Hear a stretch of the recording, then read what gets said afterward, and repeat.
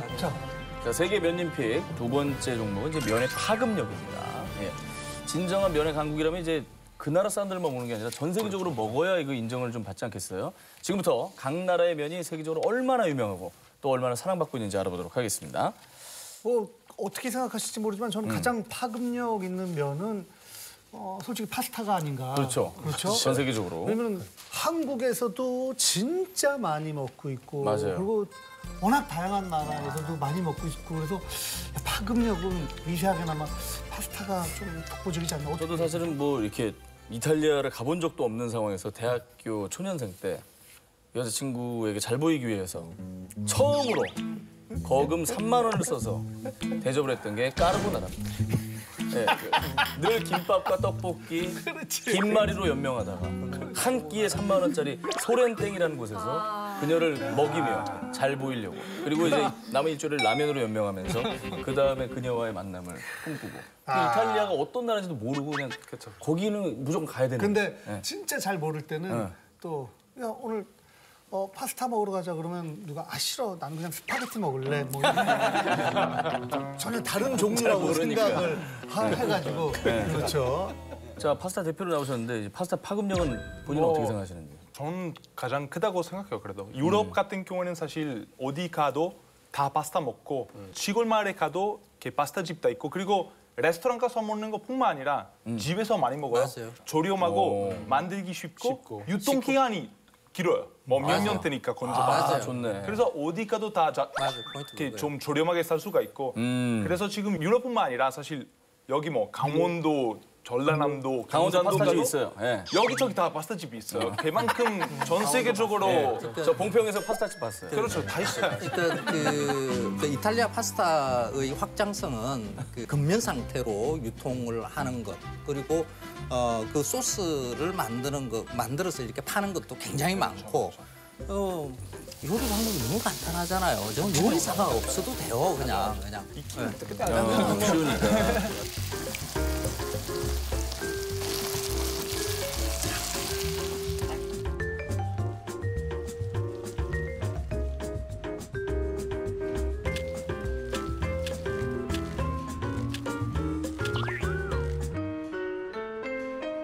그러니까 중국은 좀 다르죠.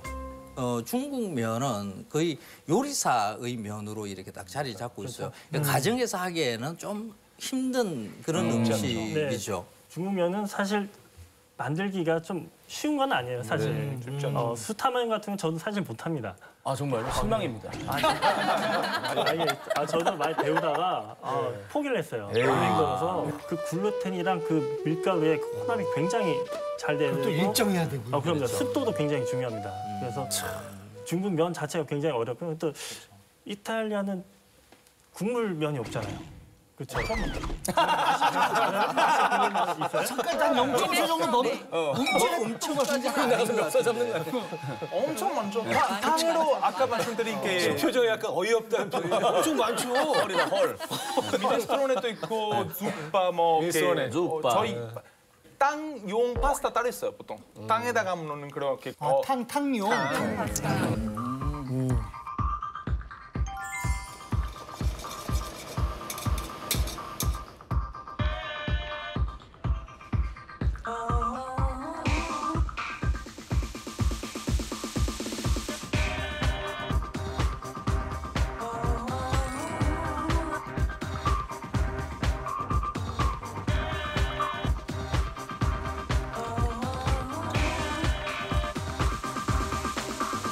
헐룬탕이나 그런 곰탕이랑 비슷한 요리들이 보시면 되는데 거기 면 들어가죠. 세 나라 모두 국수에 대한 사랑도 대단하고 역사도 오래된 것 같은데요. 과연 이 국수라는 음식을 언제부터 어느 나라에서 처음 먹기 시작했는지 궁금합니다.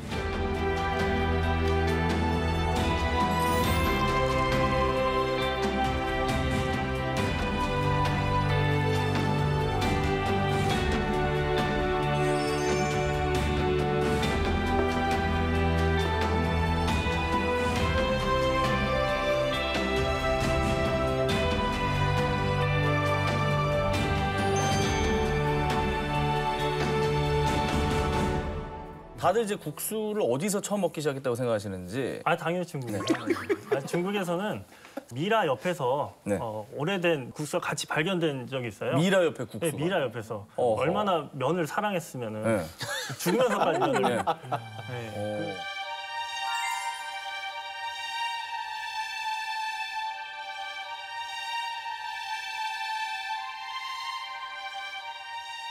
근데 저는 사실 이런 거 어디서부터 시작했냐 이런 말이 역사사 입장에서 재밌을 수도 있지만 이탈리아 사람들이 신경 안 쓰는 것 같고 그리고 아니 왜냐면 허무하게 만드네 사람. 알 수 없는 일이에요 이거는. 왜냐면 최소 3,000년, 4,000년, 3,000년 전 얘기라서 그때는 아마 동시에 시작했을 수도 있어요. 그렇죠. 어차피 옛날에 사람들이 정말 옥수수로 가루 만들어가지고 납작한 거 만들어서 먹고 그거 나중에 피자 됐고 그리고 그 납작한 거 잘라가지고 그거 면이 됐고 그래서 아마 동시에 시작하지 않았을까. 그래서 한 2,500년 된 그 국수 말이죠. 그죠? 그렇죠. 예, 그쪽 지역은 아주 건조한 지역이거든요. 그래서 그런 음식물이 거의 미라 상태로 이렇게 해서 이렇게 2,500년 동안 버틸 수가 있었어요. 근데 뭐 베트남 같은 데서도 한 2,500년 전에 쌀국수를 해서 먹었을 수도 있는데 그쪽에서는 습하고 비도 많이 오고 해서 이거 건조하지 않잖아요. 유지가 안 되는 그냥 뭐 다 썩어버리는 거죠. 그러니까 유물로 발견됐다는 것을 가지고 중국에서 우리가 주장을 시작했다라고 주장하는 것은 사실 그렇게 별로 합리적인 주장은 근데 아니라고. 어쨌든 확실한 건 물증은 있는 거네요, 그죠? 물증은 2,500년 전에 있겠네요. 먹었다는. 그리고 사실 온전히 중국 면이었다고 하기 조금 좀 애매한 부분이 있는 게 신장 지역인데 이제 여기는 그 실크로드의 아주 굉장히 중심적인 지역이었어요. 맞아요. 그래서 신장. 사실 많은 민족들이 여기 오고 갔기 때문에 여기서 이렇게 쫙 퍼져나갔을 수는 있는데 과연 여기가 제일 그 국수가 시작된 곳이라는 거는 좀 이거는 좀 그 논란의 여지가 있다. 표정이 많이 어두워졌는데.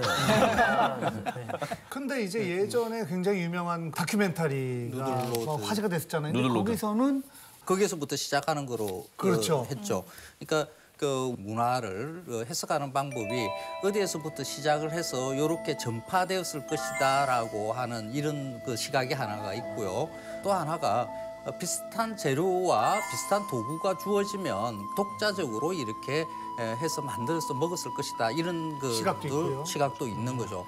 그래서 저는 국수 같은 경우에서는 여기 전파론을 그렇게 크게 신뢰를 안 해요. 이 국수라는 음식은 사실 굉장히 단순한 그 음식이거든요. 밀 생산 지역, 쌀 생산 지역, 뭐 이런 곡물 생산하는 지역에서 그 정도의 일은 그냥 독립적으로 다 이렇게 발생할 수 있을 만한 일이었다. 그래서 어디에서 전파했다, 어디에서부터 원조다 하는 이런 생각보다는 각 지역에서 제각각으로 이렇게 시작을 했고 발달했었을 것이다라고 보는 시각이 더 합리적이라고 저는 생각을 해요.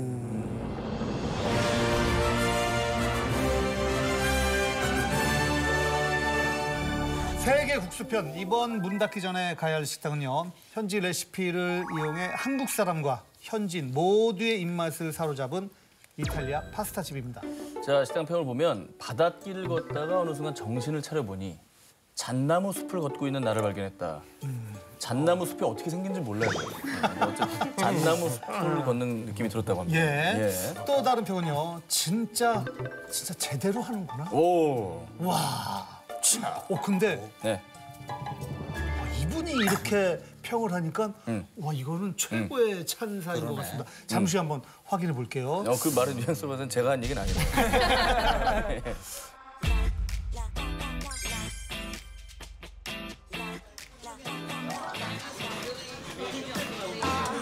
fighting this urge, but you make me say, ooh, damn, 'cause I can't find the words. Ooh, you stole my heart, you had a summer flame, but you made me fall in the winter, bloom in the spring, from June to December was you and me, and I told my heart it was just a summer thing. 이 집은 뭐 워낙 유명한 집이라. 네. 예. 근데 참 이 집 생뚱맞은 데 있죠. 그렇죠. 네, 생뚱맞은 데 있고 동네도 뭐 이탈리안 레스토랑도 이렇게 많지 않은 그런 동네 그리고 또 대로변에서 한참 들어간 뒷골목에 있어요. 그리고 약간 반지하 형태라 안으로 들어가면 굉장히 좀 코지하고 약간 무슨 그 동경 뒷골목에 있는 그런 좀 작은 따뜻하고 아늑한 느낌이 예, 있죠. 그 이태리집 같은 느낌이 있는데 그냥 그 레뷰만 찾아서 가시면은 그 놓치기 십상이에요. 그렇죠. 그렇게 좀 생뚱맞은 그런 지역에 이렇게 파스타집, 그 유명한 파스타집이 있습니다. 링디구엔도 네, 저 가봤는데 저는 사실은 이탈리아 가본 적이 없거든요. 네. 근데 그 식당 완전 영화에 나온 이탈리아 식당 같은 느낌이에요. 되게 아늑하고 아담하고 작고 낭만적인 느낌이 있더라고요.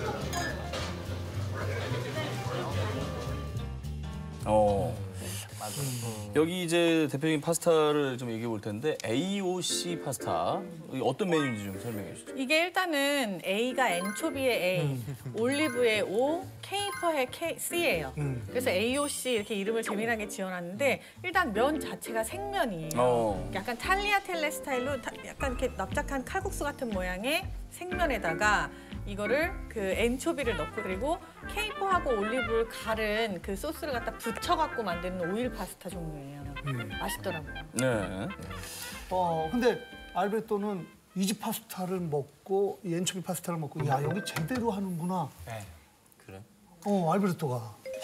근데 일단 저희 보통 대부분 이탈리아 파스타에 베이스가 있어요. 우리는 그 베이스 소프리토라고 하는데 보통 올리브오일이랑 양파로 내는 그런 베이스예요. 그리고 이제 요리하기 시작하기 전에 바로 일단 그 베이스부터 시작하는데 제가 들어가자마자 이제 셰프분들이 그거 만들고 있었던 거예요.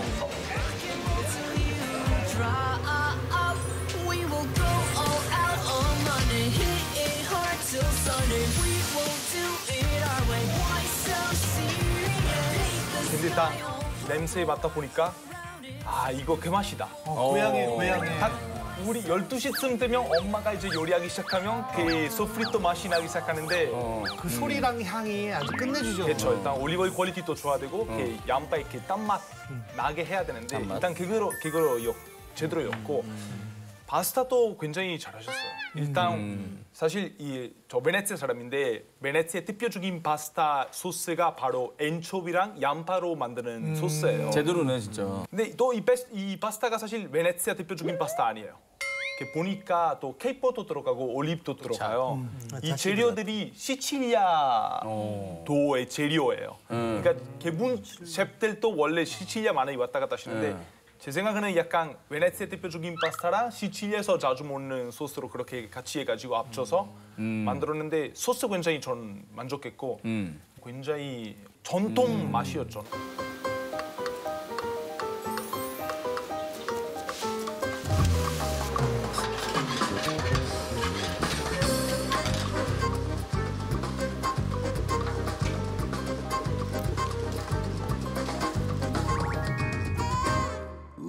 Una cosa grande per me, una cosa da fa innamorare, una cosa da... 근데 네. 링티그는 되게 재밌는 분이에요. 익살스러운 분이에요. 아까 이탈리아를 한 번도 가본 적이 없다고 그랬는데 네. 이 엔초비 파스타 먹고 나서 이탈리아의 바다 소리가 들렸다. 몸이 좀 많이 안 좋으셨나 봐요. 크게 들리는 거. 청각이 굉장히 뛰어나신 분일 수도 있어요. 이명 같은. 이탈리아 플러스는 좀 다른가? 왜냐면 딱 들어가서 엔초비 시켰는데 딱 먹어보니까 좀 맛이 강했어요. 왜냐면 일단 뭐 이탈리아 사람 원래 좀 짜게 드시는 맞아. 거 어느 정도 알고 있는데 저는 그 엔초비 처음이라서 좀 당황스러웠어요. 좀 강하게 느껴가지고 좀 짜니까 바다 생각나더라고요. 아 너무 짜니까. 네. 네. 자, 이분 평을 해 주셔야 되는데 오늘 모신 세 분이 이분의 말투를 잘 몰라서 예. 그래서 제가 왜 저러나 할 거예요. 좀 시청자 여러분을 위해서 예. 해주세요. 이현우 씨의 평입니다. 아니 뭐랄까 바닷길을 걷다가 어느 순간 정신을 차려보니 잣나무 숲을 걷고 있는 나를 발견했죠. 그래도 되게 착하다. 고맙습니다. 아니 근데 저는 그 엔초비가 향이 강하잖아요. 근데 이렇게 바닷가를 이렇게 바닷바람 부는 바닷가를 거니는 그런 정도의 강도였지 이렇게 바닥 한번 들어간 느낌도 아니었고 맞아. 그래서 굉장히 향기로운 정도였어요. 그리고 저는 뭐 그 염도 같은 경우도 전혀 거북하지 않았고 아주 적당했다고 생각을 했고 그러면서 그 같이 섞여주는 자취향도 굉장히 좋았던 것 같아요. 그래서 전체적으로 이게 뭐 하나 튀는 거 없이 굉장히 조화로운 그런 파스타라는 생각이 들었어요. 왜냐하면 여기 들어가는 뭐 것들이 다 굉장히 좀 강한 것들이 많은데 그렇죠. 어떻게 이렇게 조화롭게 딱 얘네들을 한데 묶었는지 모르겠다는 생각이 들었고 그 파스타 같은 경우도 이제 생면이 가지고 있는 그런 뭐 장점들을 다 가지고 있죠. 약간 꾸역하면서도 약간 부드럽기도 하면서 이렇게 그 생면이 또 이렇게 삶아서 볶아내면은 소스들을 확 이렇게 앉잖아요. 이렇게 애들이 확 붙으니까 그런 모든 것들이 훨씬 좋았던 것 같아요. 자, 그다음에 먹었던 파스타 바로 봉골레 파스타. 근데 우리가 사실 그 뭐 봉골레 파스타 이렇게 가끔씩 먹잖아요. 많이 먹죠. 근데 예. 이 집은 모양새도 그렇고 뭔가 좀 더 그럴 듯한 느낌이 들더라고요. 그렇죠? 이렇게 쌓아놨어요. 이렇게 이거 쌓아놓은 게 왜 이랬지 그러니까 사진 잘 나오라고. 에센스를 겨냥했다. 근데 알베르토는 그 비주얼이 참 좋았다고. 왜냐면 예. 몽골레 파스타 아주 간단한 요리예요. 간단한 요리고 흔하게 집에서 많이 먹을 수가 있어요. 그러다가 생면도 아니고 겉면이라서 그래서 실제로 저희 이탈리아 사람들이 레스토랑 가서 몽골레 파스타 시키면 예쁜 비주얼 기대해요. 왜냐면 맛이 거기서 보이니까. 나도 집에서 만들 수가 있으니까 비주얼 좀 고급스럽게 나와야 되고 근데 비주얼이 저는 예뻤어요. 되게 예뻤고 근데 사실 이탈리아 요리 철학이 그거예요. 좋은 재료 사용하면서 아주 간단한 조리법으로 맛있는 거 만드는 거.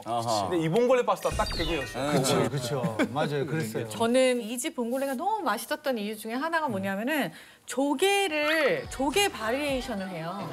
이게 바지락, 발색 조개, 그리고 고시, 그리고 백합 이렇게 해서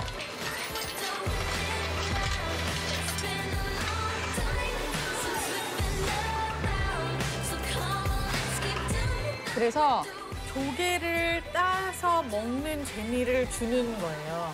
아, 조개가 달라지면은 이런 다른 장점이 생긴다라는 걸 알려주는 그런 식으로 디자인이 된 거라서 그게 전 너무 좋더라고요. 근데 이 집 봉골레는 네. 면이 굉장히 뻗어 있어요. 면이 그래서 이 집은 따뜻할 때 빨리 먹어야겠다. 조금만 시간이 지나도 면이 이렇게 뻗어져가지고. 사실은 제가 또 항상 답답한 일인데 한국에서 파스타 시킬 때 중간에 나눠서 먹잖아요. 아 그렇게 하면 절대 안 돼요. 네 거 네가 먹어라. 그렇죠. 저희는 이탈리아 사람들이 파스타를 절대 나누지 않아요. 왜냐면 진짜 안 말씀하신 나누더라. 식으면 그냥 버리는 게 낫죠 사실은. 왜냐면 우리 이렇게 first course잖아요. 알베타에서 먹고 파스타 나오니까 나오자마자 빨리 먹어야 돼요. 되게 조금만 인상적이더라고. 예. 따뜻하지 않으면 사실은 먹기 싫고. 우리는 다른 종류 시켜서 이렇게 네, 쉐어하자. 아, 이건 아쉽지 않고 제가 잘못한 걸로 하겠습니다. 네네. 이 집의 아쉬운 점. 양에 비해 조금 가격이 좀 있지 않나. 가격이 약간 센 거 아닌가? 물론 느낌 되게 좋았어요. 그냥 호텔을 조그맣게 축소해 놓은 듯한 느낌도 있고 서비스도 굉장히 좋았는데 그 먹고 나서의 좀 가격이 조금 가격이 그렇게 느낄 수 근데 있죠. 또 네. 특히 이탈리아 멀리 있는 나라잖아요. 이탈리아 재료를 사용하면서 알려면 어쩔 수 없다. 비싸요. 어쩔 수가 없어요. 자, 이 집 문 닫기 전에 가야 할 이유가 있다면요? 저는 이 집이 사실 시칠리아 지방에 많이 가는 시칠리아. 것 같아요. 왜냐하면 케이포 올리브 잣 엔초비 다 시칠리아 자리인데 그대로 그 맛이 그대로 유지되고 있는 것 같아요. 서울에서 만나는 시칠리아. 그렇죠. 그리고 진짜 다양한 제대로 된 이탈리아 음식 먹어보고 싶으면 여기 가보는 게 좋아요. 알베르토가 저 정도로 또 얘기할 정도면 그리고 여기가 하우스 와인의 질이 상당히 좋아요. 그래요. 가격 대비 질이 아주 좋더라고요.